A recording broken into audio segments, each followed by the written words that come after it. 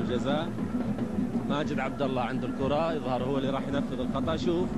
شوف ماجد عدى من عبد الله السويلم. عبد الله السويلم راح شده من ايده. طبعا الشد حصل برا المنطقة، لكن ماجد عبد الله كان وقع داخل منطقة الجزاء. ماجد ومحيسن خلف الكرة في حائط شبابي، ومين اللي راح ينفذ؟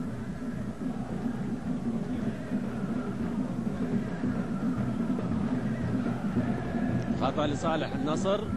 ماجد هو اللي ينفذ ويلعبها في المرمى. هدف! والهدف الأول للنصر. الهدف الأول للنصر. ماجد عبد الله في الدقيقة الرابعة من بداية الشوط الأول. كورة كان ماجد عبد الله انفرد فيها ومسكوا عبد الله السويلم واحتسبها الحكم خطأ خارج منطقة الجزاء. لعبها ماجد عبد الله لولبية تصطدم في القائم وتدخل في المرمى ويسجل منها الهدف الأول للنصر في الدقيقة الرابعة من الشوط الأول.